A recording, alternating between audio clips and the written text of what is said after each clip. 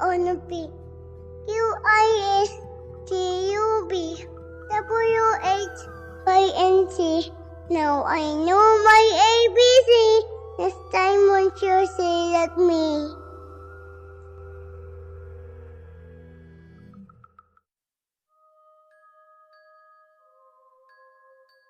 Mahirap ang buhay namin dito sa Negros. Baliktad kasi. Akala ng marami na kapag nasa probinsya ka, mura ang bilihin. Pero sa amin ay mahal. Kasi inaangkat pa mula sa ibang lugar. Lalo na ang mga alak at mga mabibili sa tindahan na nakabalot. Pero ang tatay ko, hindi nagpapatinag sa bisyo. Talagang bibili at bibili pa rin siya ng alak. Ang kabuhayan ng pamilya namin ay pangangahoy. Hindi naman yung illegal kumbaga. Yung tipikal lang na pagkuha ng kahoy sa bundok para ibenta. Kasi oso sa lugar namin noon, na kahoy pa rin ang ginagamit sa pagluluto. Kaya iyon ang naging pangunahing hanap buhay ng aming pamilya. Marami rin gumagawa niyon sa amin. At sila rin ang madalas na nakakainuman ng tatay ko. Yun lang talaga. Palagi naming inuunawa si tatay kahit sobrang gastos na niya sa bisyo niya. Iniisip namin na kaya siya nagkakaganon ay dahil sa pagod at sa pag-iisip kung paano niya kami papakainin. Pero minsan talagang sobra na. Kaya kami ng mga kapatid ko, natuto na rin kaming magsumikap sa buhay.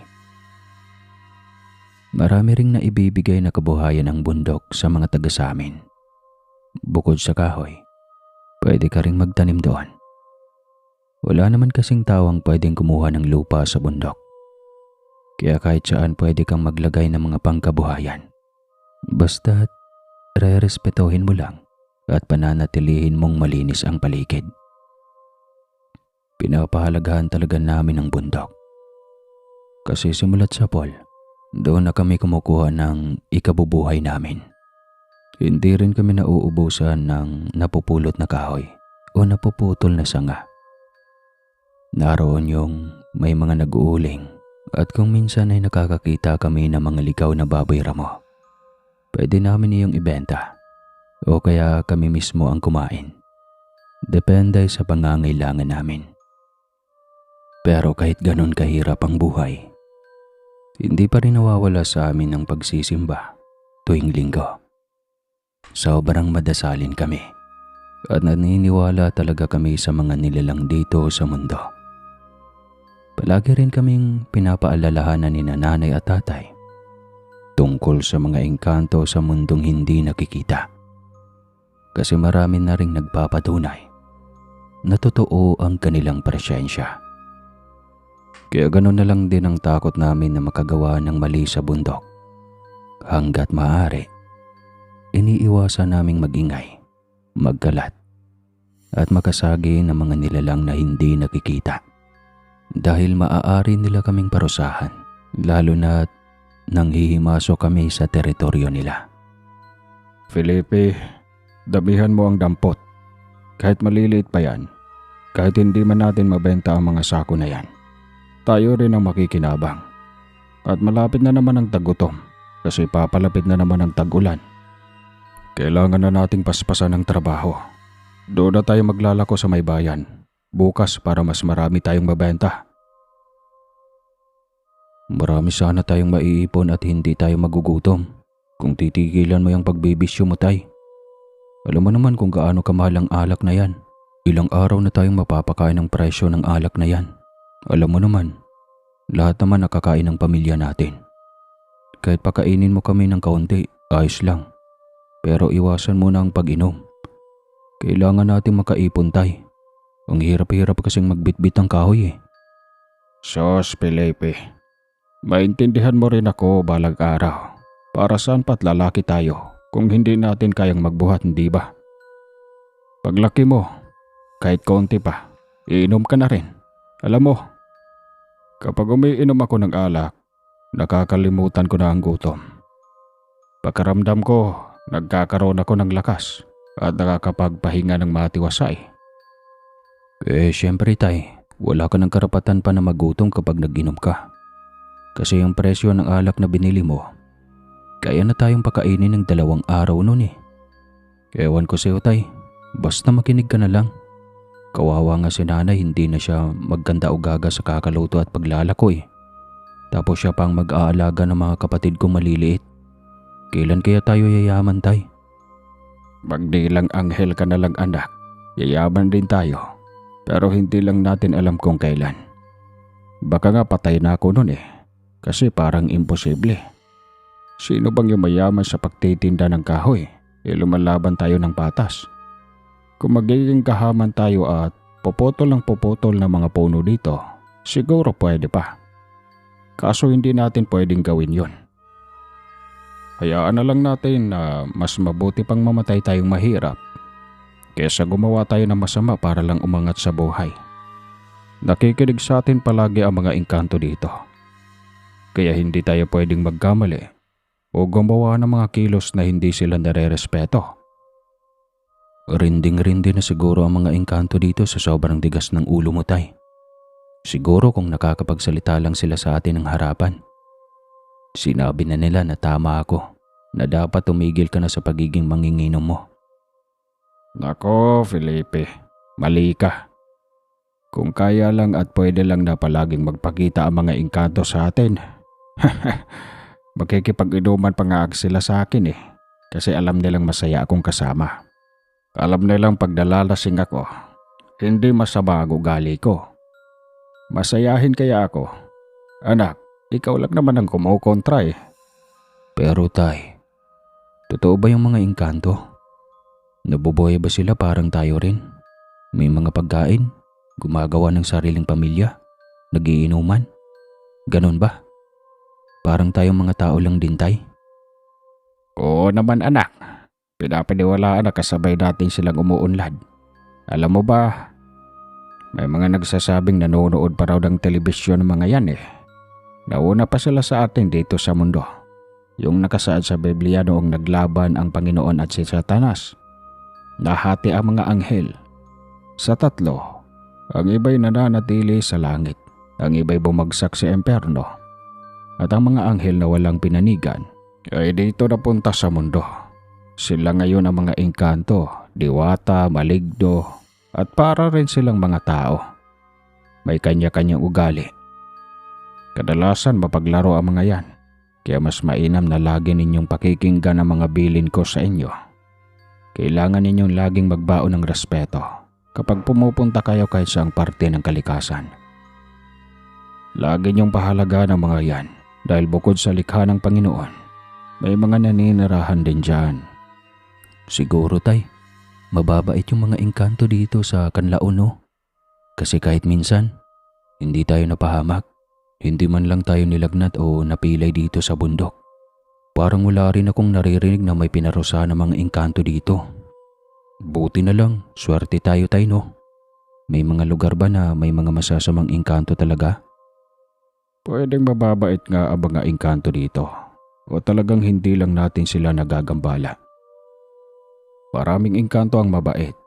Kaya ng sabi ko sa iyo, para silang mga tao din. Iba-iba din ang ugali nila.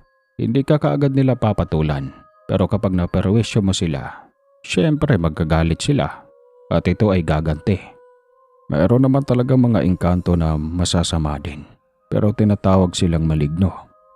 Sila yung mga kahit wala kang gawin, gagawan ka pa rin ng masama. May mga engkanto rin na mababait. Pero maloko rin minsan kapag napagtitripan ka nila kung gusto nila. Kaya buti na lang at mapalad tayo dahil sa lugar natin, maraming albularyo. Kung may mangyari mang ganon, mayroon tayong malalapitan. Parang natatakot naman ako bigla nun tay. Baka naman, ay naku tay. Ewan ko kung ano ang pumapasok sa isip ko. Pero ikaw ba? Noong kabataan mo tay, may mga karanasan ka ba sa mga engkanto? Kwentuhan mo naman ako. Yan, ganyan ang magandang tanong. Hindi yung sinisermonan mo ako palagi. Bata pa lang ako, ginagawang laruan namin ang bundok na ito. Ang dami mong pwedeng gawin dito. Pwede kang magpadausdo sa mga hindi pantay na parte. Pwede kang maglaro ng bahay-bahayan. Pwede kayong magtakbuhan o magtago-taguan kasi maraming pwesto. Naging parang playground na namin ito noon. Palagi kaming pinapagalitan ng mga matatanda kasi nga ang ingay namin. Tawa kami ng tawa, sigaw kami ng sigaw. At minsan, dito pa kami nag-aaway ng mga kalaro ko dati. Pati yung mga tito mo, yung mga kapatid ko. Kaya palagi kaming napapalo sa puwet eh. May isang araw noon nagwawala kami. Nagsisigawan tapos lahat kami noon bigla na lang nilagnat kinahapunan. Talagang naapoy kami ng lagnat tapos nagkaroon ako ng mga panaginip na kakaiba. Sobrang nakakatakot. Talagang nakakakilabot. May isang nilalang noon, matangkad na lalaki. Napakapayat at matulis ang tenga. Umiilaw pa nga ang mga mata niya. Tapos, sabi niya, mga pasaway daw kami. Dapat daw kaming madala. Dapat daw talaga kaming mapagalitan. Kasi lagi daw namin silang ginagambala. Iyak ako ng iyak noon dahil sa takot. Sabi pa nga nung engkanto na yon, kukunin niya daw ako. At gagawin niya daw akong tagalinis ng paa niya. Grabe ang takot ko noon nung bata pa ako.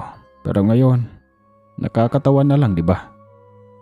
Nang magpapaalbularyo kami ng lola mo, sabi ng albularyo sa akin, dapat lang daw sa amin ang mga pasaway. Kami pa nga ang pinapagalitan niya eh. Pero tinulungan niya naman kami. Nakipag-usap siya sa engkantong nagalit sa amin. At sinabi namin na hindi na mauulit. Talagang hindi na kami umulit noon. Sobrang takot na kaming lahat. Kaya kayo mga anak ko, pinalaki ko kayo na may respeto sa bundok na yon. Dahil nadali din dyan ang mga tita at tito mo at mga kalaro ko noon. At ang ilan sa kanila naging ninong nyo pa. Kaya alam ninyo kung gaano nakakatakot magambala ang mga engkanto. Grabe. Kahit siguro ako tay, kapag ginanon, matatakot din ako. Totoo ba na kaya nilang kumuha tay? Baka naman hindi na ikaw yung tatay namin ha. Baka nakuha ka na talaga nila. Ano ka ba? Oo, nangunguha talaga sila. Kaya pag nagpakita sila ulit sa akin, ibibigay na kita doon. Nailagi mo naman akong sinisormonan eh. Sige na, trabaho na. Baka mainis na sa atin ang mga engkanto kasi pinag-uusapan natin sila. Ibibigay talaga kita doon, Felipe. Naniniwala naman ako sa sinasabi ng tatay ko. Kilala man siyang maloko pero hindi siya sinungaling. Mas marami akong nauunawaan noon sa bundok. Pero simula nang narinig ko ang kwento ng tatay ko, nagsimula na rin akong makaramdam ng mga kakaiba. Sobrang werdo tuwing nangangahoy akong mag-isa sa bundok. O kaya naman kapag binababa ko na yung mga naipon naming sako tuwing hapon. Alam niyo yung pakiramdam na parang may nakatingin sa inyo. Yung parang nasa isang mataong palengke na maingay, masikip, maraming presensya pero wala ka namang kasama. Ganoon ang nararamdaman ko sa bundok. Wala akong kasabay pero parang hindi rin ako nag-iisa. May isang beses pa nga antok na antok ako noon pero napilitan talaga akong kumuha ng sako doon. Kasi sabi ni tatay, may bibili daw. Alam niyo yung pakipikit-pikit pa yung mga mata ko habang maingat kong sinasalansan yung mga kahoy nang bigla akong nakaramdam na parang may muntik na akong makabungguan. Pagkadilat ko ng mga mata, yung talagang dumilat ako ng malaki ay wala namang tao. Grabe yung kilabot ko noon. Sobrang kabado ako. Nagpalingalinga ako sa paligid. Tapos agad kong kinarga yung sako at patakbo akong pababa. Hindi ko nga alam kung paano ko nababa yung ganong kabilis nang hindi man lang ako nadapa o gumulong-gulong sa bundok. Kasi sa totoo lang, mabigat talaga yung sakong malalaki. yung mga kahoy sa loob nun. Hindi naman ako nagdadalawang isip na sabihin kaagad kay tatay. Kasi takot na takot talaga ako. Grabe yung kaba ko noon. Namumutla na daw ako sa inis at takot. At hindi ako mapakali.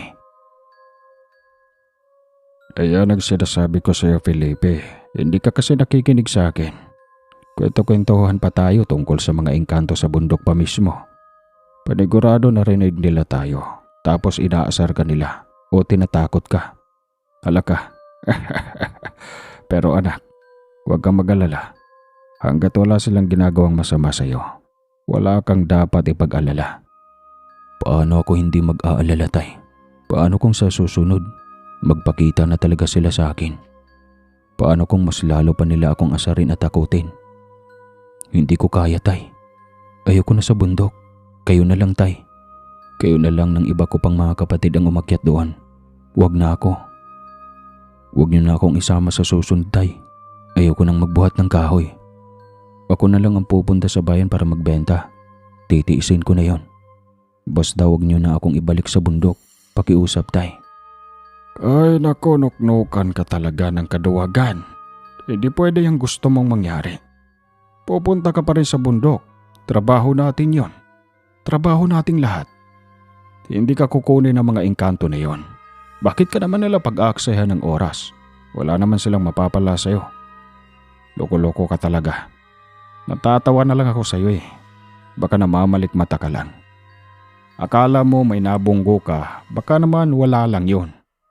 Masyado ka lang nervyoso. Paano nga, tay, kung engkanto talaga yun? Ano kaya ang intensyon niya? O baka ako pa yung nakasagi? Baka ako yung nakaperwisyo? Baka pag inita nila ako at lagnatin ako mamaya, tay? Nakakatakot talaga. Paano na yun? Ewan ko sa'yo, Felipe. Sige na, kapag may nangyari sa'yo na hindi maganda, ipapagamot kita kaagad sa albularyo. Ngayon, manahimik ka na lang dyan. Huwag kang matakot. Kalalaki mong tao. Binata ka na. Kaya nga ang sabi ko sa'yo, sasamahan na kita. Hindi ka na uli maiiwan sa bundok. Isang beses ka lang naiwan doon. Ganyan ka na kaagad kapag napag-uusapan ang mga engkanto. Ay, nako talaga. Hindi na ako sumagot kay tatay. Kasi halatang hindi naman niya ako sineseryoso. Para bang inaasar niya lang ako at tinatawanan. Siguro kung ako rin ang makakakita sa sarili ko noon, tatawa rin ako dahil sobra talaga ang takot ko. Pero kahit ganoon, tudodasal ako na sana hindi ako lagnatin.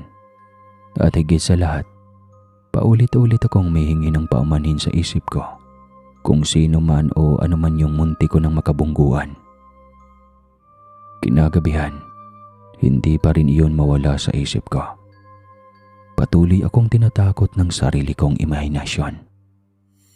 Kaya bago ako matulog, todo dasal ako na sana huwag akong managinip ng masama. Hindi naman ako nagkaroon ng masamang panaginip. Pero may isang kakaiba akong napanaginipan. Nasa bundok daw ako, nangangahoy. Pawis na pawis ako noon kasi pagod na pagod ako at mag-isa lang ako. Habang nagsasalansan ako ng mga kahoy, may isang binatang kaedad ko lang ang biglang lumapit sa akin. Kinausap niya ako, pero hindi ko man lang alam kung sino siya. Hindi ko alam ang pangalan niya. Nakakapagod talaga yung ginagawa mo, Pilipino. Buti kinakaya ng katawan mo ang pagbubuhat ng sandamukal na kahoy. Iba talaga kapag napipilitan ka sa isang bagay. Gagawin mo kahit anong mangyari, hindi ba? Nakakaawa ka nga eh. Ay nako. Sinabi mo pa, pero sanay na rin kasi ako sa pagkakahoy. Kumbaga, ito na yung pinakamadali kong pagkakakitaan. Ito rin kasi ang ginagawa ng pamilya ko. At kung awa lang din, hindi naman ako sobrang naawa sa sarili ko. Sakto lang. Kasi nararamdaman ko rin naman na sulit yung pagod ko. Di ba? Ikaw ba? Nag-iisa ka rin? Paano ka naman napadpad dito? Kung hindi mo na itatanong, taga rito kasi ako. Dito talaga ako nakatira. Matagal na rin kitang nakikita. Kaya nga ngayon ako nagpakita sa iyo. Gusto lang kitang makausap.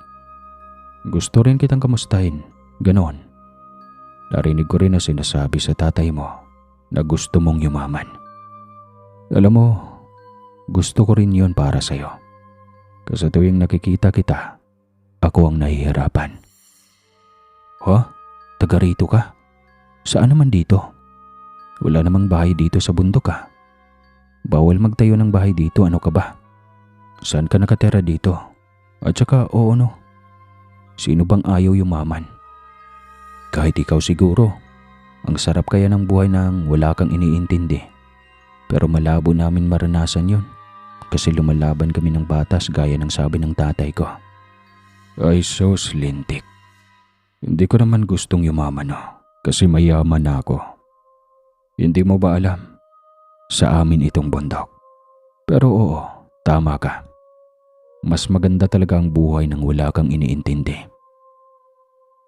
Ang tanong ko ngayon, gusto mo bang yumaman? Alam mo, kaya kitang payamanin. Walang kapalit yon. Dahil lubos kaming nagpapasalamat. Isa kayo sa ilang nagpoprotekta na lang sa bundok na ito. Hindi nyo na kami ginagambala. Hindi ninyo dinudumayan ang paligid at may malasakit kayo sa mga nilalang dito. Lalo na sa mga ligaw na hayop. Alam mo ba, kadalasan yung mga ligaw na hayop na yan, mga kauri ko lang na nagpapanggap. Gusto lang maranasan ang buhay sa labas. Kaya natutuwa kami sa inyo ng tatay mo kahit medyo lasinggero siya. At ito lang ang tatandaan mo. Kapag wala nang nagpoprotekta sa bundok na ito, baka papasabugin na lang namin ito. Ha? Ano bang ibig mong sabihin? Ano ka ba? At sino ka ba? Anong ikaw ang may-ari ng bundok? Engkanto ka ba? Uy, baka nasa mundo nyo na ako ha? Ibalik mo na ako. Sige na, pauwiin mo na ako. Huwag mo akong ikulong dito. Sandali, maghinay-hinay ka. Ang dami mo nang ibinebentang Hindi ako engkanto. Dahil wala ka pa namang pruweba. Kaya hindi ako aamin. Pero sa amin nga itong bundok na to. Alam mo, may sasabihin ako sa'yo. Gusto kong sundin mo ako ha. Huwag kang mag-alala. Hindi kita bibiguin. At wala ka sa mundo namin. Nasa mundo ka ng panaginip. Pero lahat ng sasabihin ko sa'yo ay totoo. Sige na nga, ano ba yon? Ibibigay ko sa'yo ang tiwala ko ha. Huwag mo lang akong lolokohin. Huwag na huwag mo akong ipapahamak kasi mabait naman ako Sige na, sabihin mo na. Ano ba yon? Gusto mo ng babae? Kung pamilyar ka sa mga alitap-tap, magpapakita sila sa iyo sa unang Biyernes ng susunod na buwan. Dito mismo sa bundok, 6:00 ng gabi. Huwag kang matakot dahil walang masamang nilalang ang mananakit sa iyo rito. Ligtas na ligtas ka sa bundok. At ito ang tandaan mo. Ikaw lang ang dapat na mag-isa. Kapag nakakakita ka ng 3 alitap-tap na parang mapupundi na ang ilaw o liwanag ng mga katawan nila, sundan mo yon. Kahit gaano pa kalayo, hindi ka nila ililigaw. Dadalhin ka nila sa susi sa sekretong lagusan dito sa bundok, papunta sa kuweba na puno ng kayamanan. Hindi galing sa mga engkanto ang kayamanang iyon. Kaya isa yon sa mga bagay na matagal na naming pinoprotektahan. Dahil galing iyon sa mga taong dating nag-iingat sa bundok at sa mga dating hindi naman mga Chinoy. Talaga? Seryoso ka ba? Pero anong laman nun? Anong klaseng kayamanan ang nasa loob ng kuweba? Baka naman may mga nilalang doon na nagbabantay din. Baka mapahamak ako. Wala nang nagbabantay doon, Felipe. Kasi nga wala namang makikinabang noon sa amin. Dahil hindi namin iyon kailangan. Mga mortal lang ang makikinabang. Para sa akin, sa inyo na lang iyon. Kaysa magtagal doon ng ilang siglo, baka matabunan na lang ang lagusan. Wala pang makikinabang. At kung may makikinabang, baka masamang tao pa. Alam mo ba kung ano ang laman noon? May mga ginto at libro para sa iba't ibang aspeto ng buhay para sa swerte. At epektibo ang lahat ng salitang iyon. Dahil buhay yon. Pwede sa negosyo, sa bahay, sa pagpapamilya, sa pag-aaral. Marami. At napakamakapangyarihan na mga yon. Alam ko, dati ay pag-aari iyon ng sinaunang babaylan. At inaalagaan ng pinakamayaman sa Pilipinas noon. Tinago nila dito sa Kanlaon. Di ko nga alam kung bakit nila naisip doon. Pero kami, bilang nakakaalam sa halaga ng mga ginto na galing mismo sa kalikasan at sa mga dasal, hango sa espiritual, pinakaingatan namin iyon ng ilang siglo. Ngayon, pwede na naming ibahagi ito. At kayo, kasama ang ama mo, ang napili ko. Paano ako maniniwala? Ang hirap paniwalaan ng mga sinasabi mo sa totoo lang. Lalo na't alam kong parang nasa panaginip lang tayo. Maghinay-hinay muna tayo. So, kailangan ko pang pumunta sa bundok ng alas 6 sa unang Biyernes ng susunod na buwan. Tapos susundan ko yung mga alitap-tap na 3, di ba? At dadalhin nila ako sa susi para mapunta sa kuweba. Tama ba? Tama. Kuhang-kuha mo. Ngayon na alam mo na, sundin mo ito. Maya-maya gigising ka na. Babalik ka na sa tunay na mundo. Huwag mo munang ipagsasabi ha. Sabihin mo na lang muna sa papa mo. Sabihin mo sa papa mo na huwag niyang ikukwento sa mga kainuman niya. Kapag naniwala ang papa mo, pwede mo siyang isama. Kapag hindi, huwag muna. Dahil maaaring hindi mangyari ang sinabi ko. Tumango ako sa sinabi ng binata at makalipas ang ilang saglit, nakaramdam ako na parabang may tumulak sa akin. Isang mariing hatak na parang hinihiwalay ako sa mundo nito. Napapitlag ako at sa marahang pagdilat ng aking mga mata, nagising na ako sa loob ng bahay namin. Hinanap ko si tatay, pero wala sila sa bahay. At nang tanungin ko si nanay, sinabi niyang nasa inuman daw sila. Galing daw iyon sa bundok. Na-late na pala ako nang magising, kaya hindi na ako nakasama. Hindi naman daw nila ako pinilit, kasi sobra daw ang lakas ng tulog ko. At napakasarap daw ng pagkakahimbing ko.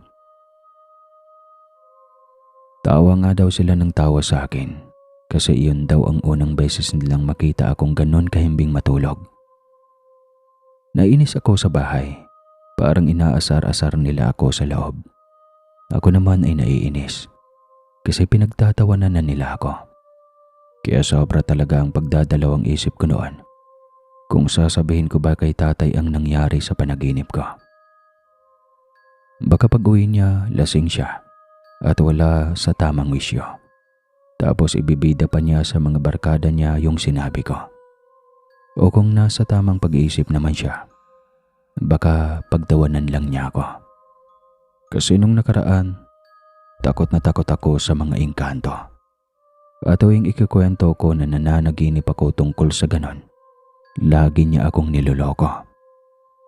Kaya ngayon, hati na ang isip ko. Pero ang totoo, hindi ko rin kayang pumunta sa bundok ng mag-isa sa oras na sinasabi sa akin. At yung pagsunod sa mga alitap-tap, lalo na kapag gabi, paano ko malalaman kung may biglang sumulpot na nilalang o kung anong mga nilalang doon? Paano kung may masama? Baka may aswang pa. Kasi usap-usapan din yon nung bata ako. Kaya hirap na hirap talaga akong magdesisyon. Pagka-uwi ni tatay, kalmado naman ang mukha niya. Pero halata sa kanya ang antok. Pero maganda pa rin ang timpla niya kasi ngumiti siya sa akin at tinabihan ako.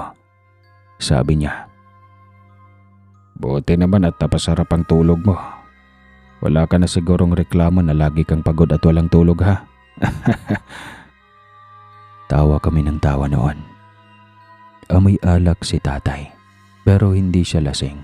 Nararamdaman ko na normal lang siya. Grabe ang kabog ng dibdib ko at pinapawisan ako. Nagdadalawang isip ako kung sasabihin ko ba o hindi. Kaya dinaan ko na lang sa mga walang kwentang tanong at naging epektibo naman. Tay, yung mga tanong ba? Kagaya ng tungkol sa mga panaginip, may saysay ba yun? Kagaya ba ng mga kahulugan yung mga panaginip? Totoo kaya yun, tay? Depende sa panaginip. Bakit? May naging panaginip ka ba na kakaiba? Sa bagay, napakabanayad ng tulog mo kanina. Sabihin mo na sa akin ngayon. Yan ang gusto kong pagkwentuhan natin. Opo, tay. Pero tungkol sa mga engkanto, tay. Hindi ako natakot kasi sabi ng kausap ko, hindi naman daw siya engkanto. Pero may sinasabi siya tungkol sa mga nagbabantay sa bundok. May kayamanan daw sa bundok ng Kanlaon, tay. May susi daw sa kuweba na iyon at ituturo daw sa akin. Tay, kapag daw naniwala ka, pwede kang sumama. Kung hindi naman, ako lang. Binigyan niya ako ng direksyon. Pero hindi ko nga alam kung ano ang papanigan ko.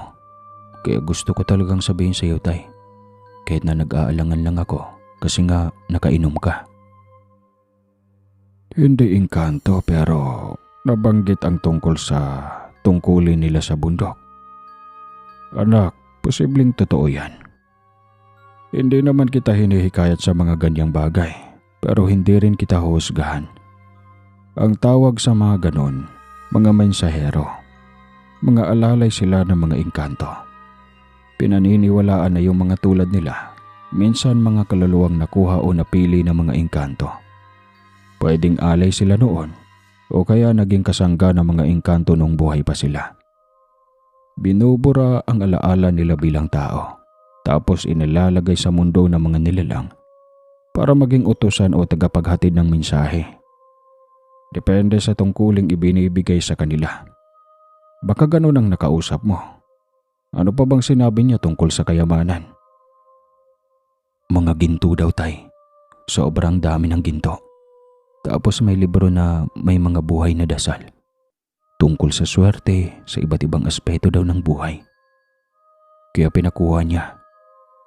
Kasi baka matabunan na lang daw talaga yung kuweba. At hindi na kahit kailan makikinabang ang mga tao sa loob. Tayo daw ang napili kasi nakikita daw nila ang pagsisikap natin dito sa bundok, tay. Sige, puntahan natin. Kung ano ang sinabi ay sundin natin yon. Kasi pwedeng ang mabago nito ang buhay natin panghabang buhay. Magpasalamat ka kapag napanaginipan mo ulit yung lalaking sinasabi mo. Marahil nung nabubuhay pa siya, isa siya sa mga may-ari ng kayamanan sa kuweba.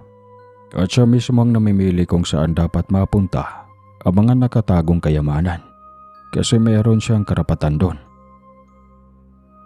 Sa unang Biyernes ng susunod na buwan, tay, 2 linggo na lang ang aantayin natin bago sumapit ang araw na iyon. Ano ba ang kailangan pa natin gawin, tay? Susunod lang tayo. Hindi tayo magdadala ng panghanda. Wala bang magiging harang sa pagbunta natin sa bundok? Wala tayong dadalhin dahil hindi naman panganib ang nag-imbita sa atin doon. Siguradong may mga nilalang sa bundok na magpoprotekta sa atin.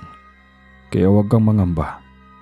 Buo tayong pupunta doon at buo din tayong makakauwi. At nangangako ako sa iyo, hindi ko to isasabi kahit kanino. Basta mag-antabay ka lang sa mga magiging panaginip mo at lagi mo lang sasabihin sa akin. Huwag kang mag-alala, anak ha. Hindi mo na ako iinom para mas lalo tayong magkaintindihan. Sana nga, tay, huwag ka munang uminom. Sana tigilan mo muna yan, Tay. Kasi sumasakit na ang ulo ko sa'yo eh. Hindi ko na alam kung paano kita sasawayin dyan. Pero salamat ha. Ikaw talagang swerte ko sa buhay, anak. Mukhang may magandang nakaantay para sa atin. Kaya sana magkaunawaan tayong dalawa. At kung may pagsubok man sa bundok, sana wag tayong malinlang. Alam ko rin na kapag pumunta tayo doon, walang mangyaring aberya. Kasi kung kaligtasan mo ang kapalit, aatras na lang tayo, anak, ha. Wag na wag tayong masisilaw sa kayamanan. Oo naman, Tay. Tama ka. Kapag may mangyaring hindi maganda at nakataya ang kaligtasan nating dalawa, wag na lang tayong tumuloy. Pwede rin kasing ako'y paglaruan lang ng engkanto na yun eh. Punong mensahero. Pero nananalig ako, Tay. Kasi magaan ang pagkaramdam ko na ligtas ang tatahakin nating lugar. Hindi na ako makapag-antay. Naging ganado ang mga sumunod naming araw. Hindi kami napagod o nakaramdam ng hirap sa trabaho. Tuloy-tuloy lang kami. Walang kahit anong aberya. Sunod-sunod din ang ani ng mga kahoy namin. Parang hindi pa nga kami nakakapunta sa kuweba. Dinadapuan na kami ng swerte. Halos gabi na bago kami matapos, pero masasarap ang ulam. Kadalasan kasi hindi na kami nakakain sa gabi. Minsan isang beses lang sa isang araw. Minsan sa tanghali na lang. Tapos kakarampot pa. Kanya-kanya pa ng diskarte kung makakuha ng kamote o bayabas para pangdagdag sa laman tiyan. Madalas kaming magkausap ni tatay. Parang sabay kaming nagbibilang ng mga araw. O baka nakaantabay lang talaga kami pareho. Kung ano-ano ang naiisip ko na pwedeng mangyari. Minsan napapangunahan ako ng takot at kaba. Kasi baka mamaya magpakita ang mga engkanto sa amin at hindi ko kayanin ang itsura nila. Oo, aminado ako. Hindi ko talaga kayang humarap sa engkanto. Kahit pa sila mismo ang nagsasabing magkakaroon kami ng ginhawa sa buhay. Takot pa rin ako.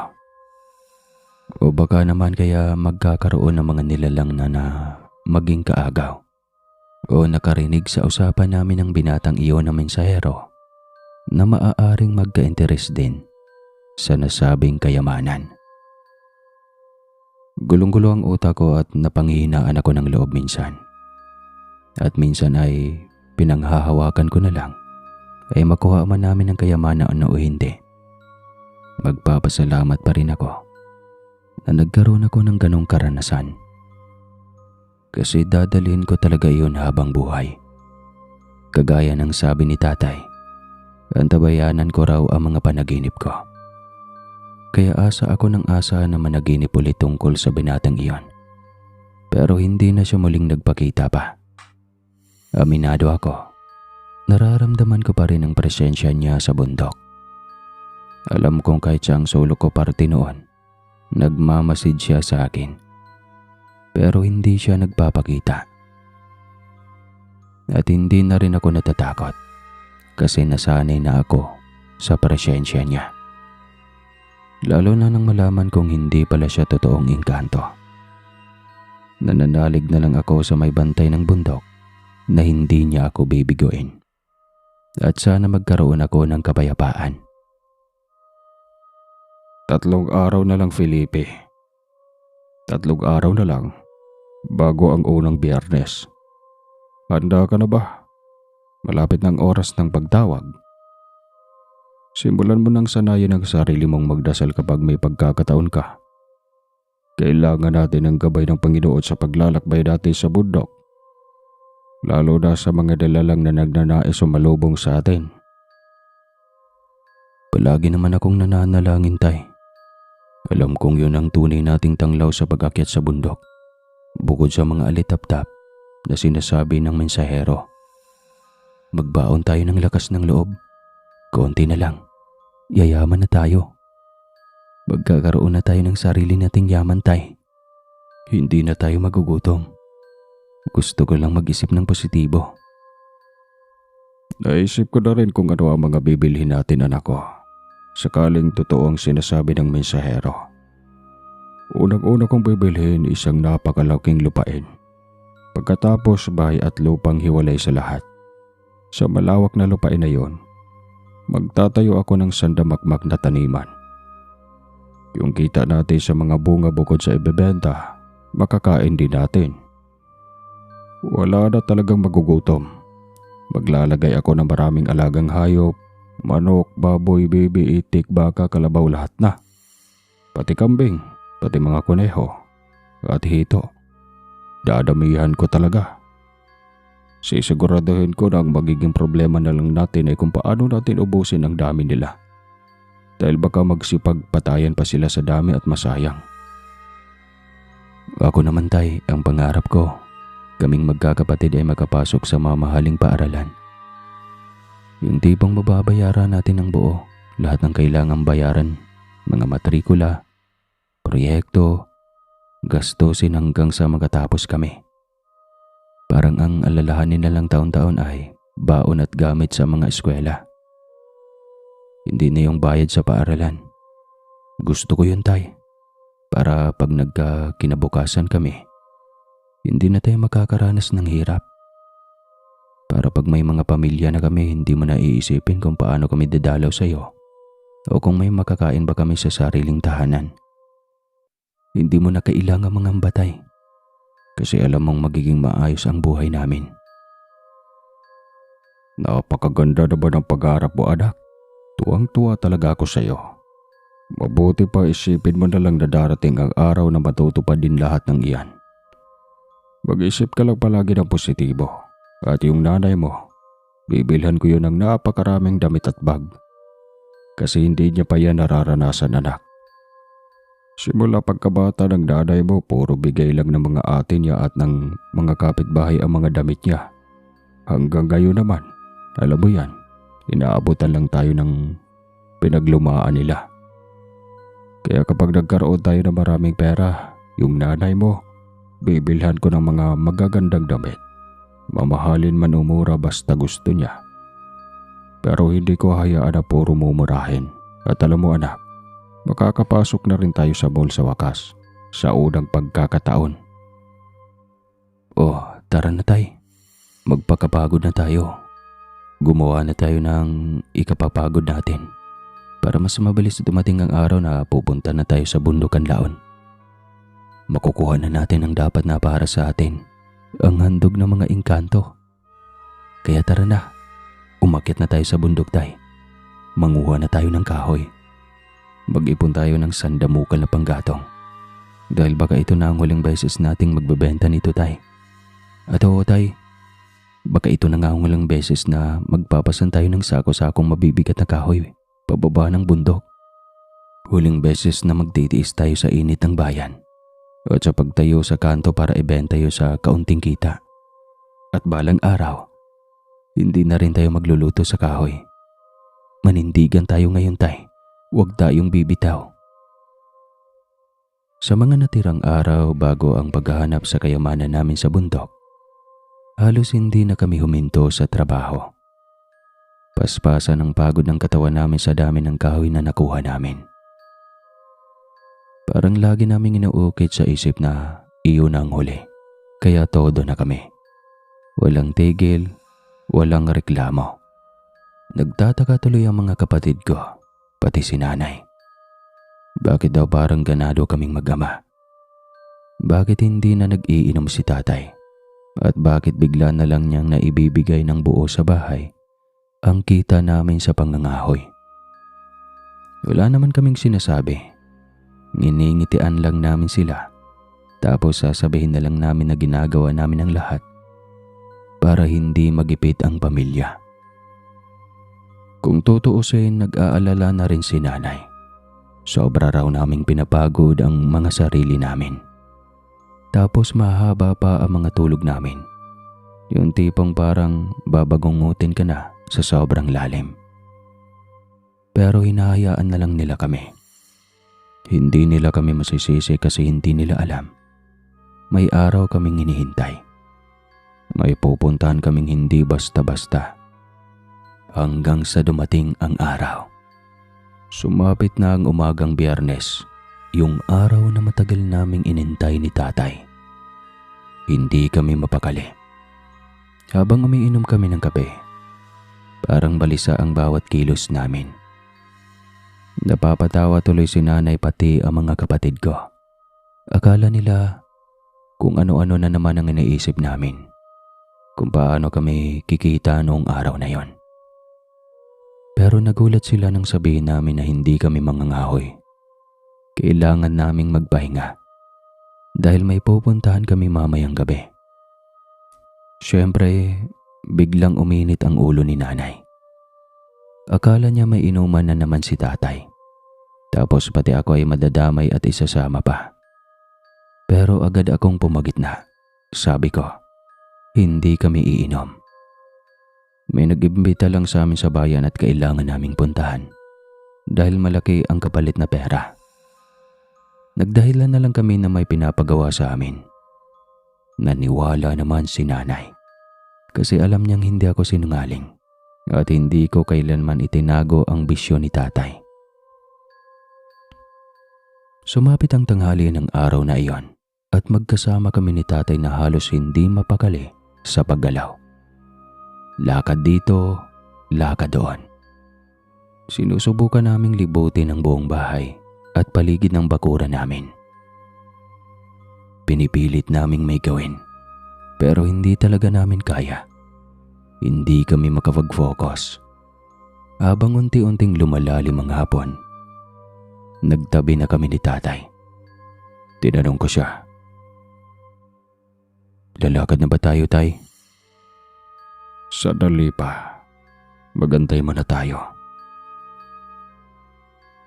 Nung nakapagdesisyon na si tatay, nang magpaalam na kami kay nanay, kitang-kita ko sa mga mata niya ang pagdududa. Pero dahil nakakuha ko ang tiwala niya, hindi na ako nag-atubiling magdahilan. Nang makita kong gumaan ang mukha ni nanay, tsaka kami umalis ni tatay. 100 lang naman ang tinatahak namin araw-araw, papunta sa bundok. Ngunit sa pagkakataong iyon, parang bagong lugar ang aming pupuntahan. Wala pa kaming ideya kung saan lalabas ang 3 alitap-tap. Ang bigat ng mga paa namin habang paakyat sa bundok, iyon ang dahilan kung bakit bumagal kami ng lakad. Wala naman kaming nararamdaman na pagod, pero tumatagaktak ang pawis namin na siguro dahil sa nerbiyos. Habang patuloy kaming umaakyat, hinahawakan ni tatay ang balikat ko at bigla akong kumapit sa braso niya. Kapit na kapit ako sa kanya, lalo na't kumagat na ang dilim. Nasa pwesto na kami, yung nasa panaginip ko kung saan ko nakita ang mensahero. Nakaupo kami roon, nagmamasid sa paligid at pinipilit maging alerto. Delikado rin naman kasi may mga mababangis din na hayop sa bundok. Baka matuklaw kami ng kobra. O di kaya may mga taong armado o mapanganib na nakakaakyat dito. Sabi ni tatay, Magantay lang tayo ng ilang sandali ha. Kaya naman nagantay kami. Ang mata at pandanma namin ay talas na talas. Hanggang sa naamoy namin ang matapang na halimuyak ng sampagita. Alam niyo yung sobrang mabangong amoy na parang may humahawak at sinisiksik mismo sa butas ng ilong mo, na parang pinaparamdam sa iyo na sampagita talaga. Halos mabahing-bahing kami ni tatay hanggang sa biglang lumitaw sa harapan namin ang 3 alitap-tap. Kumikisla pa mga ilaw sa katawan nila. Yun na yun. Yun na nga yun. Bulong ko sa sarili ko na sobrang kabado. Yun ang sinabi ng mensahero. Sa nararamdaman kong kaba nun, abot tenga pa rin ang ngiti ko nun. Hindi ako binigo ng panaginip ko at hindi rin kami binigo ng paniniwala namin ni tatay. Kaagad kaming tumayo at nagpagpag. Tapos sinundan lang namin ang mga alitap-tap na maingat naming tinutunton. Anak, Huwag kang bibitiw sa akin ha. Baka maligaw ka. Totoo nga ang pahiwatig ng panaginip mo. Ang galing. Tignan mo, mamaya-maya lang. Makikita na natin ang susi na sinasabi mo. Yayaman na tayo, anak. Hindi na rin ako makapag-antay, tay. Malapit na natin makamit ang pangarap natin. Parang kailan lang, nag-uusap pa tayo na gusto nating yumaman. Pero imposible nun. Ngayon, papunta na tayo sa kuweba. Malapit na nating marating yun, tay. Sana hindi tayo layuan ng mga alitap-tap. Sana nandyan lang sila. Tignan mo silang mabuti. Ang galing. Pero talagang tinuturo nila ang daan. Tignan mo ang forma nila, diretso lang. Kaya sa palagay ko sa pusod ng bundok nila tayo dadalhin. Medyo matarik doon. Kaya sa likod ka lang sa akin ha. Nakapunta na ako doon. Isang beses nung bata pa ako. Pero wala akong nakitang kuweba. Kaya siguradong tago iyon. Tagong-tago talaga. Kinikilabutan ako, tay. Huwag muna tayong magsalita, pakiusap. Para akong nakakaramdam ng kung ano. Basta hindi ko maintindihan, tay. Sige, basta kumapit ka lang. Grabe ang kilabot ko noon habang paakyat kami. Sobrang lamig ba? Parang bumubuka talaga ang hangin sa balat namin. Nagtataka ako kung bakit hindi natatangay ng hangin ang mga alitap-tap. Samantalang kami, halos hindi makabalanse. Pero sila, isang tuwid na linya lang ang lipad. Dire-diretso, walang pag-alog. Parang may hinahabol na pwedeng sablayin. Hanggang sa naramdaman ko na ang pagod. Tuloy-tuloy kasi ang lakad. Walang pahinga. Sabi ko kay tatay gusto ko munang huminto. Pero sabi niya huwag. Huwag kang titigil, anak. Baka malapit na tayo. Sabi niya. Ako naman, hawak-hawak ko na ang tuhod ko. Dahil pagkaramdam ko, aayaw na ang mga paa ko. Pataas ng pataas ang dinaraanan namin. Ang dami ng bato, bako-bako, minsan ay madulas. Halos kumapit na kami sa mga sanga ng mga puno. Minsan pati sa mga katawan ng puno na mga bayabas. Talagang napakahirap ng daanan. Parang kahit sandali lang, pwedeng mawala ang tapang mo. Tama yan, anak. Normal lang ang nararamdaman mo. Ang pagod, ang kaba, pati ang takot. Manalig ka lang. Isipin mo na lang ang bawat hakbang at paghihirap na ito ay patungo sa bunga. Ang susi sa kayabanang pinapangarap natin. Natural lang na mahirapan kasi ito ang pinakamadaling paraan na maaari nating gawin para makarating doon. Tiyaga lang, anak, proseso lang to. Bawat pawis, bawat pag-akyat, may silbi. Malapit na tayo. Sisikapin ko, tay, dahil kaya ko pa naman. Sadyang napapagod lang ako. Masakit ang tuhod at tiyan ko. Pero hindi talaga tayo pwedeng huminto, tay. Dahil baka mawala sa paningin natin ang mga alitap-tap. Kaya nilalabanan ko na lang ang pagkaramdam na to.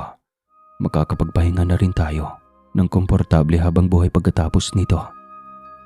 Kumapit ka lang sa akin, anak. Malapit na tayo sa puso ng bundok. Pagod na rin ako at sumasakit na ang tuhod ko. Pero sige, tara. Halika. Gusto mo sa likod na lang kita. Malapit na talaga tayo. Maniwala ka sa akin. Kakayanin mo. Hindi na, tay. Baka lalo pa tayong mahirapan kung sasakay pa ako sa likod mo. Ayos na ako, tay. Kaya ko pa. Tara na. Ituloy na natin. Baka makalayo pa yung mga alitap-tap. Nang makarating kami sa patag na bahagi ng bundok sa itaas, doon na namin napagtanto na marahil tama lang na tumigil ang mga alitap-tap. Grabe talaga ang ginaw noon. Sobrang lamig. Halos iyakap na ako kay tatay dahil sa sobrang ginaw. Nagpalingalinga kami sa paligid at tinuto ko ang aking tingin sa direksyon at posisyon ng mga alitap-tap. Nakita namin sila sa harapan ng isang napakalaki at napakatandang puno ng balete. Nakakatakot dahil napakaraming ugat at baging. Parang gustong kunin o balutin kami ng puno mismo. Pero hindi kami nagpatinag. Sa pagitan ng dalawang dambuhalang ugat, may lumiliwanag na liwanag doon. Nilapitan namin iyon at doon namin nakita ang isang susing malaki at may kabigatan. Nagpaikot-ikot ang mga alitap-tap. Parang pinapakita nila sa amin na masaya sila na tama ang ginawa namin. Tinignan lang namin sila ni tatay at napangiti kami nang hindi namin namamalayan. Nagtitigan kami at parehos halos nakangiti rin ang mga mata. Maya-maya, gumalaw ulit ang mga alitap-tap. Alam namin na ang susunod naming pupuntahan ay ang kuweba. Parang nawala lahat ang pagod ko. Ganoon din si tatay. Para kaming muling tumatag na para bang hindi namin inakyat ang matarik na bahagi kanina. Tuloy-tuloy kaming naglakad, halos tumatakbo. Kahit hindi naman ganun kabilis ang paglipad ng mga alitap-tap. Umiikot kami sa pusod ng gubat at nakita ang 3 malaking puno at may kasamang malaking bato. Sa likod nito, parang may sinyalis na naroroon ang kuweba. Ngunit natatabunan ito ng mga gumagapang na mga halaman at damo. Kaya tinanggal namin iyon ni tatay. Kahit na kami ay nagkatusok-tusok sa mga sanga at tinik nito, hindi namin ito iniinda. Umikot-ikot kami sa paligid ng malaking bato at sa mga ugat ng 3 punong kahoy. Pinuputo lang bawat gumagapang na halaman na humaharang sa aming daan. Paminsan-minsan, tumitigil kami at tumitingin sa paligid. Pero wala pa ring halatang bukasan ng kuweba. Narinig lang namin ang huni ng hangin at ang maliliit na pagaspas ng mga alitap-tap sa itaas na parang inihimo kami na wag huminto. Halos nakakalimutan namin ang pagod. Lahat ng atensyon namin ay nasa pagtanggal ng mga halaman at paghahanap ng tamang daan. Parang bawat ugat at dahon ay may kwento at kami lang ang nakakaalam kung paano ito lilinisin para makita ang susunod na hakbang. Hindi pa rin namin nakikita ang mismong bukana, ngunit ramdam namin na malapit na kami. Ang tensyon at kaba ay sabay na may halo ring pagkasabik. Parang bawat galaw namin ay nagdadala sa amin ng mas malapit sa isang bagay na matagal na naming hinahanap. Habang kami ni tatay ay nakayuko sa pagtanggal ng mga damo at baging, halos nakatutok ang bawat galaw ng aming mga kamay. Tumitingin kami sa bawat hakbang at tinatapakang lupa. Parang bawat ugat at dahon ay may hiwalay na sekreto. Paunti-unti, nadiscover namin ang maliit na bilog na nakatago sa ilalim ng mga nakapaligid na ugat at damo. Ito ang butas kung saan ipapasok ang susi na itinuro sa amin ng mensahero. Dahan-dahan naming binunot ang susi at inikot sa maliit na bilog. Halos mapaiyak na kami sa kaba at excitement. Grabe ang liwanag ng mga mata namin ni tatay. Halos hindi kami makapaniwala na narating na namin ang puntong iyon. Nakaramdam kami ng sabay na tibok sa dibdib, takot, saya at pananabik na halo-halo. Nagpatuloy kami sa pag-ikot at pag-angat ng mga nakabara hanggang sa tuluyan naming mabuksan ang maliit na pinto na nakatago sa ilalim ng malaking ugat. Nang makita namin ang loob, huminga kami ng malalim. Sa loob, isang maliit na kuweba ang nag-aantay. Bahagya lang na sapat para makapasok kami. Wala pang ilaw doon. Kaya kailangan naming magtiwala sa mga alitap-tap na gumagabay sa amin. Sa paglakad sa loob, nakita namin ang mga habal, parang mga kahon o lagayan yon. Bawat isa ay naglalaman ng kayamanang nakatago sa loob ng bundok. Wala pang sino mang humihipo dito sa mahabang panahon. Ang mga alitaptap ay nagpakita sa amin ng gabay. Palibot sa kuweba na parang sinasabi nilang, ito ang lugar. Ito ang ating napiling protektahan. Nagpatuloy kami sa pagtanggal ng tela at takip sa bawat lagayan. 6 na timba ang aming natuklasan. Bawat isa puno ng kumikislap na ginto. Ang liwanag na bumabalik mula sa mga alitaptap ay tila sumasayaw sa bawat piraso ng ginto. At halos hindi kami makapaniwala sa laki at dami ng nakikita namin. Tumindig kami ni tatay at tumingin sa bawat isa.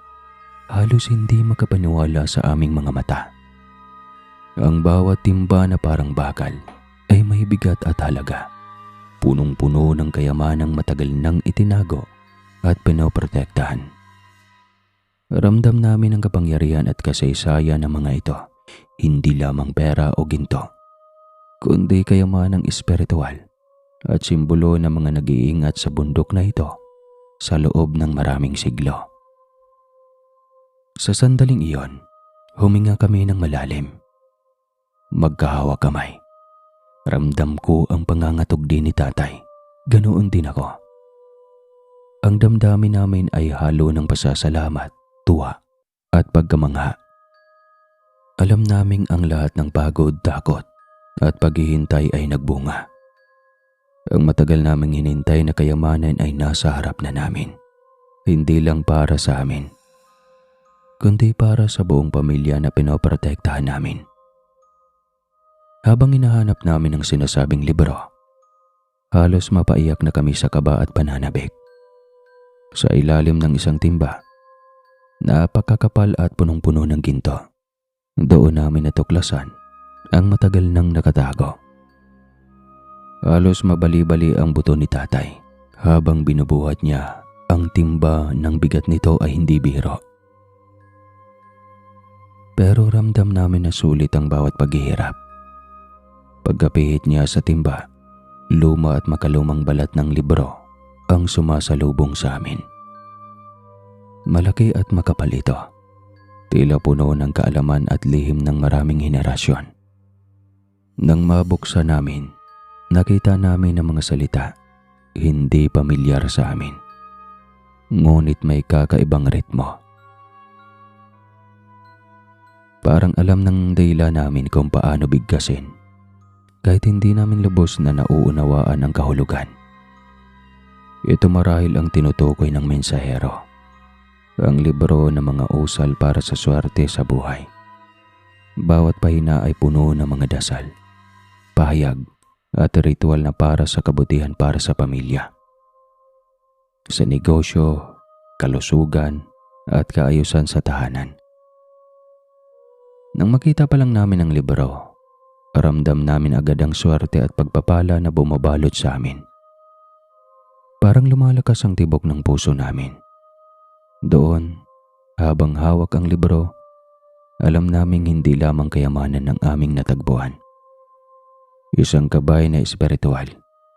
Isang kayamanang hindi nasusukat sa ginto lamang, kundi sa proteksyon at pagpapala para sa buong pamilya at sa koneksyon ng kalikasan. Nagtitigan kami ni tatay, halos hindi makapaniwala. Sa loob ng kuweba, sa lamig at dilim, ramdam namin ang init ng swerte at pag-asa. Parang ang lahat ng hirap, takot at paghihintay ay nagbunga na sa puntong ito. Anak, mayaman na tayo. Marami na tayong pera. Matutupad na natin ang mga pinag-uusapan natin noong nakaraan. Sapakin mo nga ako, baka nananaginip pa ako. Ang galing. Ang galing ng lahat ng ito.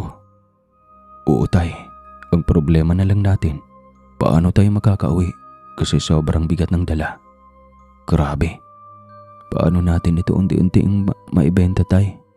Ang dami nating mabibili rito. Kahit bumili tayo ng 10 bahay, sobra pa rin. Naku ha Felipe, paano nga ba natin bibit-bitin ng mga ito? Anong klaseng tanong yon? Saan ka ba't parang hindi ka nasanay magkarga ng kahoy? Madali na lang yan. Unti-untiin na natin. Pagugulungin natin ang mga sako parang kahoy lang din. Halika na. Unti-unti na natin kuhanin itong mga ginto. At yung libro na yan, ilagay mo na sa gilid ng shorts mo. Hindi ka mahuhubuan yan. Masikip naman yan eh. Isipin mo na lang na pag nakababa tayo, kahit 1,000 shorts, bibilhan kita. Ay nako, maraming salamat po bundok.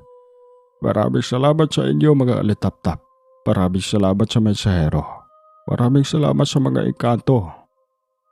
Utang na loob po namin sa inyo ito habang buhay. At kapag dumating ang araw ng paghuhukom, ipagmamayabang po namin sa Panginoon ang kabutihan ninyo para sa amin. Maraming salamat po. Magbabago na ang buhay namin. Akala namin wala ng pag-asa. Opo, ganun din po ako. Ganun din po ang pagpapasalamat ko. Salamat po sa bundok, sa mensahero, sa inyong mga alitap-tap at sa mga engkanto dito. Hindi po namin alam kung ano ang nagawa namin para pagkalooban ninyo kami ng ganitong kayamanan. Pero sobra-sobra pong saya namin ni tatay. Kukunin na po namin ang mga ginto. Nangangako po kami na hindi namin ito gagamitin sa masama. Hindi sa bisyo, hindi sa sugal, hindi sa pagwawaldas o sa panlalamang ng kapwa. Di ba tay? Hindi natin ito gagamitin sa bisyo. Oo naman anak. Sige na. Paminsan-minsan lang naman iinom si tatay. Hindi yun bisyo anak. Kaya tara na, buhatin mo na yan. Pumulot na tayo bago pa tayo abutan ng madaling araw dito. Mag-aalala lang sila nanay mo. Napakasaya namin ni tatay habang sinasalansan ang mga ginto. Mabuti na lang at hindi namin nakakalimutan na may mga sako kaming dala. Hila-hila namin iyon. Sa tansya ko, mga kulang-kulang kalahating sako ang mga ginto. Inakay at kinaladkad lang namin pabalik sa baba. Buti na lang wala nang ganong hirap sa pagbaba dahil dire-diretso lang. Kahit medyo makipot at madulas ang daan, nakababa siguro kami mga maghahating gabi na. At doon kami tumigil ni tatay dahil may bigla kaming naisip. Hindi natin ito matatago sa nanay mo, Felipe. Sabihin na lang natin sa kanya. Ipaliwanag na lang natin kung bakit ito inilihim sa kanya. Kasi siguradong magtataka siya at baka pag-isipan pa tayo ng hindi maganda kung hindi tayo aamin. Oo tay, tama ka sa sinasabi mo. Ako na rin ang bahalang magpaliwanag. Hihingi na lang ako ng pasyensya tay. Kasi nagsinungaling tayo ngayong gabi. Kakaiba yung nararamdaman ko tay. Napakasaya ko. Naisip ko na agad kung ano yung mga bibilhin ko bukas kapag nabenta natin itong mga ginto. Kaya nga anak. Ano pa ba ang hinihintay mo? Ilahin na natin ito pabalik doon sa bahay. Marami pa tayong pagdadaanan bukas sa pagbebenta nito. Halika na. Habang pauwi na kami ni tatay, nakita namin si nanay na naghihintay doon sa may pintuan. Alam naming kabado na rin siya at nag-aalala sa kalagayan namin. Dahil iyon na yata ang unang beses na umuwi kami ng ganoon kahuli. Pagkarating namin, hindi naman siya nakasimangot. Pero halata sa tingin niya na tinitignan niya kung ano ang dala namin. Doon na namin sinimulang isalaysay sa kanya ang lahat-lahat mula sa panaginip ko hanggang sa kung paano namin nakita ang ginto at ang nasabing libro. Habang nakikinig si nanay, hindi siya mapakali sa kamay niya. Parang mangha-mangha siya at hindi rin makapaniwala na yayaman na kami. Hinawakan niya kami ni tatay at sinigurado kung ayos lang ba kami o anong naramdaman namin. Nang mapagtanto niyang wala namang problema, kaagad niya kaming niyakap. Umiiyak siya at pilit na nagpapasalamat sa amin dahil ako daw ang nagpabago ng buhay nila. Ako naman, lagi kong sinasabi na hindi ito tungkol sa akin lang. kundi ipinagkaloob ito para sa pamilya namin. Inaya kami ni nanay na magpahinga dahil siya rin ay sabik sa bukas. Kung kailan ibebenta namin ang ginto at makikita ang perang makukuha namin. Kinabukasan, hindi na rin namin itinago sa mga kapatid ko ang nangyari. Sinabi na rin namin ni tatay kung ano talaga ang meron at nag-aantay para sa pamilya namin. Kita ang liwanag sa mga mata nila, lalo na alam nilang hindi na kami maghihirap. Kaya tulong-tulong kaming pinaghiwa-hiwalay ang mga ginto dahil paunti-unti naming iyong ibebenta. Mabuti na lang at may malapit na bentahan din sa amin na bayan. Nang makita nila ang dami ng ginto namin, kahit isang plastic lang iyon, ay nagulat pa sila. Nanlaki ang kanilang mga mata. Nagtanong sila kung saan namin nakuha iyon. Ang idinahilan ni tatay, pamana daw iyon ng mga magulang niya, na ngayon lang niya natuklasan. Mula pa daw iyon sa mga ninuno. Naniwala naman ang mga bumibili. Pero hindi nila kayang bilhin lahat dahil sobrang laki ng halaga. Kaya pumunta pa kami sa mga syudad. Halos ilang buwan kaming pabalik-balik sa mga syudad, sa mga bayan, sa mga lungsod na alam naming may bumibili. Mabuti na lang at hindi nila kami nilamangan. Napakarami naming pera. Matapos naming mabenta ang lahat sa iba't ibang namimili, ilang milyon na rin iyon. Ang unang binili namin ay isang bahay at lupa na hindi kalayuan sa bundok ng Kanlaon. Sapat na iyon para magkaroon kami ng kanya-kanyang kwarto.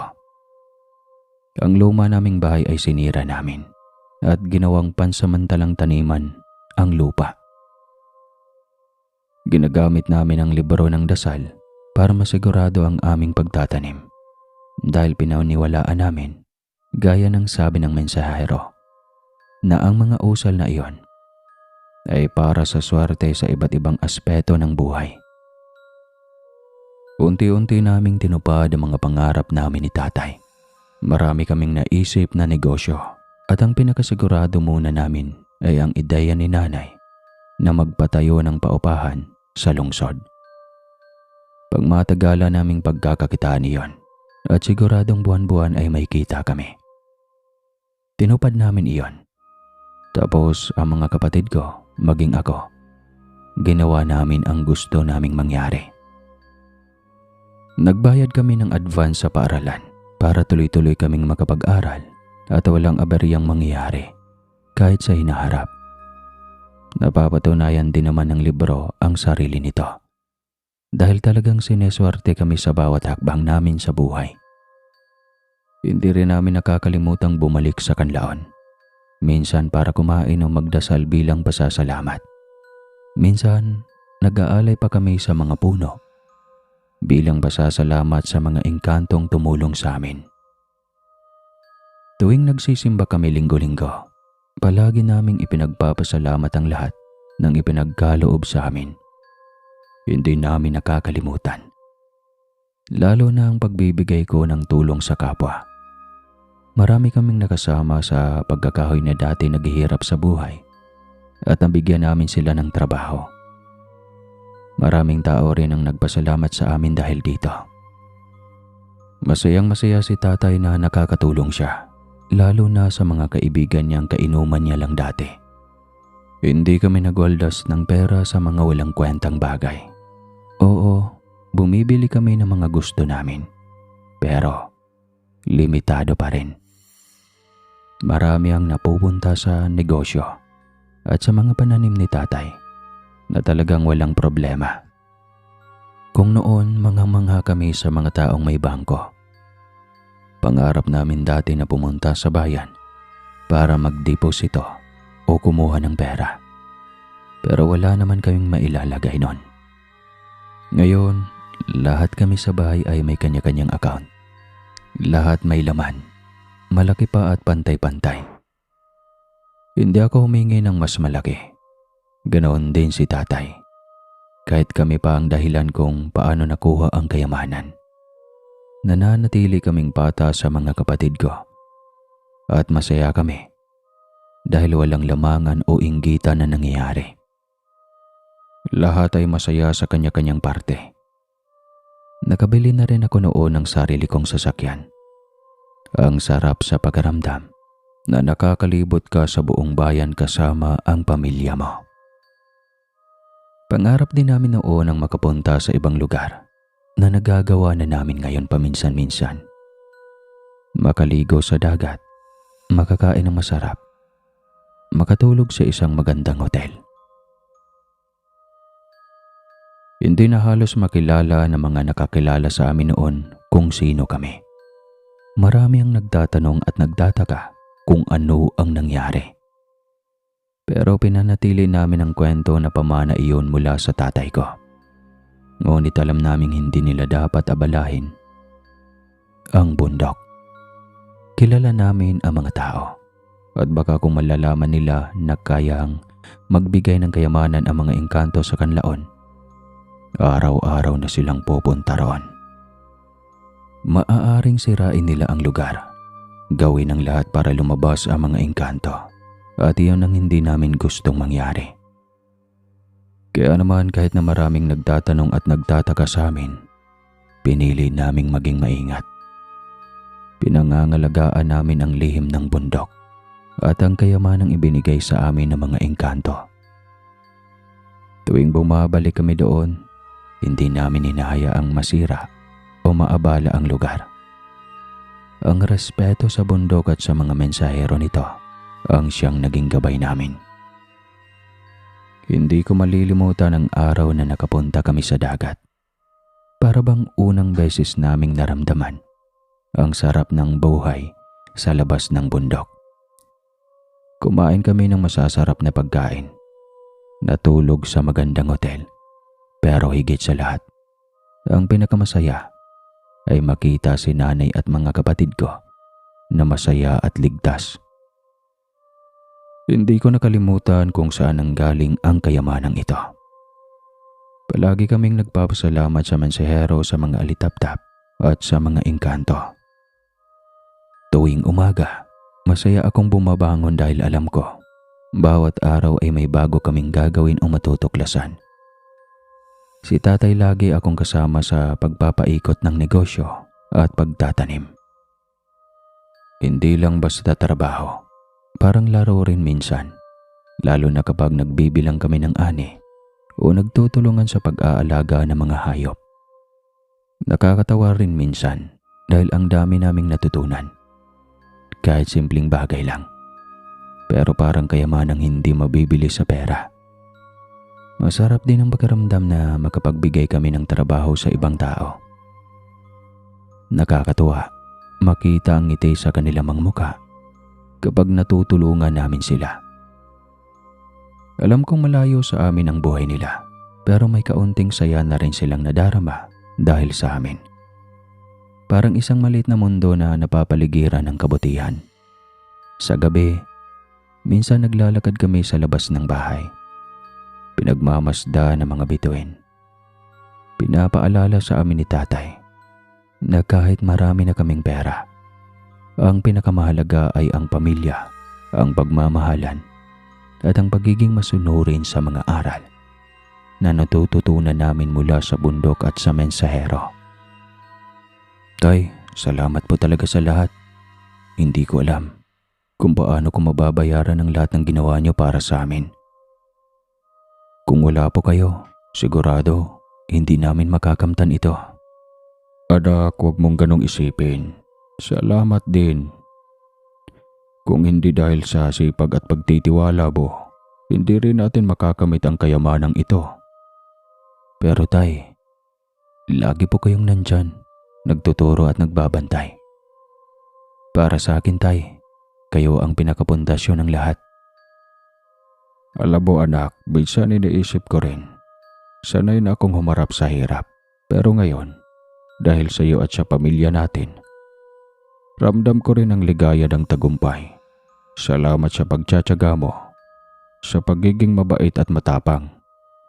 At alam mo tay, hindi ko po ito magagawa kung wala rin po kayo. Kayo po, salamat din po. Salamat po sa lahat. May ginawa rin kaming paraan para matulungan ang mga anak na mga trabahador namin. Pinag-aral namin sila ng 5 taon. Sagot namin ang lahat mula sa baon hanggang sa mga proyekto sa paaralan. Marami nga ang naiinggit sa mga trabahador namin. Kaya marami ang gustong pumasok rin. Pero hindi naman namin kayang tulungan lahat dahil kailangan na rin naming buuin at pangalagaan ang aming sariling pamilya. Palagi naming pinapangako sa mga kapitbahay na kapag magbubukas kami ng panibagong negosyo, hindi kami magiging mapili sa pagpili ng mga tauhan. Ayos lang sa amin kahit walang sapat na karanasan, dokumento o pinag-aralan ng ilan. Kami na ang bahala para sa kanila. Dahil dito, nakilala kami sa aming lugar. Hindi lamang sa bigla naming pagyaman, kundi dahil sa dami ng aming mga negosyo at sa paraan ng pagtulong namin sa mga tao sa paligid. Ang pinakamasaya pa, tinupad ni tatay ang pangako niya na hindi na siya magbibisyo. Hindi na siya ganong umiinom ng alak. Minsan na lang kung may handaan o kung may okasyon para sa mga trabahador namin. Pero yung dati na halos palaging umiinom, hindi na siya ganon. Dahil marami na siyang pinagkakaabalahan. Tutok na siya sa taniman niya at sa mga alaga niyang hayop. Kasi yun naman talaga ang gusto niyang gawin, bukod sa mga kahoy noon. Ako at ang mga kapatid ko naman ay nangunguha sa klase. Hindi kami nagiging pabaya sa pag-aaral sa kabila ng pagkakaroon namin ng pera. Bagamat nagkaroon kami ng iba't ibang libangan, nakatutok pa rin ang atensyon namin sa pag-aaral dahil ito ang pangarap sa amin ni nanay. Pinag-aaralan din namin ang bundok. Marami kaming natutunan sa bundok ng Kanlaon. Nangako kami sa mga sarili na kapag nagkaroon kami ng sariling pamilya, ipakilala namin sa aming magiging mga asawa at anak ang bundok. Nangako din kami na hindi kami titira sa lugar kung saan hindi namin makikita ang bundok.